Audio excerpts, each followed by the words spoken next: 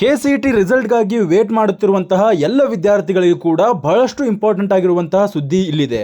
ನಿನ್ನೆ ತಾನೇ PUCಯ ಒಂದು ರಿಸಲ್ಟ್ ಬಂತು. ಸೆಕೆಂಡ್ ಎಕ್ಸಾಮ್ ಇತ್ತಲ್ಲ, ಆ ಒಂದು ಎಕ್ಸಾಮ್ನ ರಿಸಲ್ಟ್ ಬಂತು. KCET ರಿಸಲ್ಟ್ ಯಾವಾಗ ಬರುತ್ತೆ ಅಂತ ಬಹಳಷ್ಟು ವಿದ್ಯಾರ್ಥಿಗಳು ಕೇಳ್ತಾ ಇದ್ರು.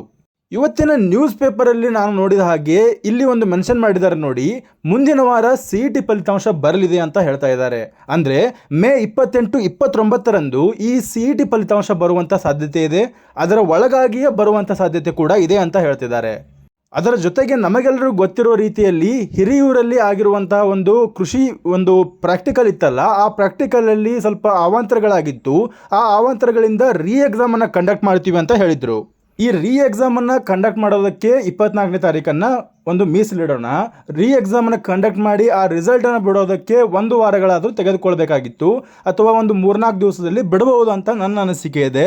ಆ ರಿಸಲ್ಟನ್ನು ಬಿಟ್ಟ ತಕ್ಷಣ ಏನು ಮಾಡ್ತಾರೆ ಅಂದರೆ, ಆ ರಿಸಲ್ಟನ್ನು ತೆಗೆದುಕೊಂಡು KA ಅವರು ಈ ಒಂದು KCET ರಿಸಲ್ಟನ್ನು ಬಿಡ್ತಾರೆ. ಅಪ್ರಾಕ್ಸಿಮೇಟ್ಲಿ ಈ ಒಂದು ಪ್ರಕ್ರಿಯೆಯನ್ನು ನಡೆಯೋದಕ್ಕೆ ನನಗೆ ಅನಿಸುತ್ತಾ ಇತ್ತು, ಒಂದು ಅಟ್ಲೀಸ್ಟ್ ನೆಕ್ಸ್ಟ್ ಮಂತ್ ಆಗ್ಬೋದು, ನೆಕ್ಸ್ಟ್ ಮಂತ್ ಫಸ್ಟ್ ವೀಕಲ್ಲಿ ಬರಬಹುದು ಅಂತ ಅನಿಸ್ತಾ ಇತ್ತು. ಬಟ್ ನ್ಯೂಸ್ ಆರ್ಟಿಕಲಲ್ಲಿ ಕೊಟ್ಟಿದ್ದಾರೆ ನೋಡಿ, 28, 29ನೇ ತಾರೀಕು ಇದೇ ತಿಂಗಳಲ್ಲಿ ಬರುತ್ತೆ ಅಂತ ಹೇಳ್ತಾ ಇದ್ದಾರೆ.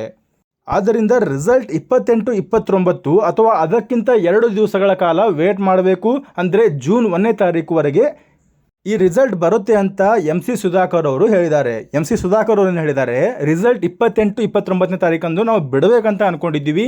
ಈ ಒಂದು PUC 2 ಎಕ್ಸಾಮ್ ರಿಸಲ್ಟ್ ಬಂದ ತಕ್ಷಣ ನಾವು ಬಿಡಬೇಕಂತ ಅನ್ಕೊಂಡಿದ್ದೀವಿ.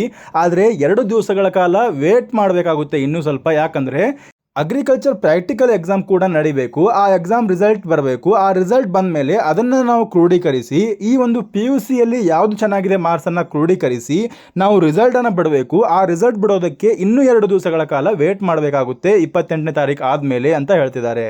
ಅಂದರೆ ಅಪ್ರಾಕ್ಸಿಮೇಟ್ಲಿ ಮುಂದಿನ ವಾರ ಅಂತ ತಿಳ್ಕೊಂಬಿಡಿ. ಮುಂದಿನ ವಾರ ನಮಗೆ ಯಾವ ಡೇಟಲ್ಲಿ ಬೇಕಾದರೂ ಈ ಒಂದು ರಿಸಲ್ಟ್ ಬರಬಹುದು. ರಿಸಲ್ಟ್ ಬರೋದಕ್ಕಿಂತ ಮುಂಚೆ ಅವರು ನಿಮಗೆ ಮೆನ್ಷನ್ ಮಾಡಿ ಹೇಳ್ತಾರೆ, ಇವತ್ತು ರಿಸಲ್ಟ್ ಬರುತ್ತೆ, ನಾಳೆ ರಿಸಲ್ಟ್ ಬರುತ್ತೆ ಅಂತ ನಿಮಗೆ ಮುಂಚೆ ತಿಳಿಸಿರ್ತಾರೆ.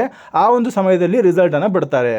ಈ ರಿಸಲ್ಟನ್ನು ಬಿಟ್ಟ ತಕ್ಷಣ ನಿಮಗೆ ಇನ್ನೂ ಟೈಮ್ ಇರ್ತದೆ. ಆ ಟೈಮಲ್ಲಿ ನೀವು ಏನು ಮಾಡ್ಕೊಳ್ಬೇಕಂದ್ರೆ ಕೌನ್ಸಿಲಿಂಗಿಗೆ ರೆಡಿ ಆಗಬೇಕು. ಆ ಕೌನ್ಸಿಲಿಂಗಿಗೆ ರೆಡಿ ಆಗೋದಕ್ಕೆ ನಿಮಗೆ ಈ ಒಂದು ಚಾನಲಲ್ಲಿ ಎಲ್ಲ ಒಂದು ಪೂರ್ತಿಯಾದಂಥ ಹೆಲ್ಪನ್ನು ನೀಡಲಾಗುತ್ತೆ.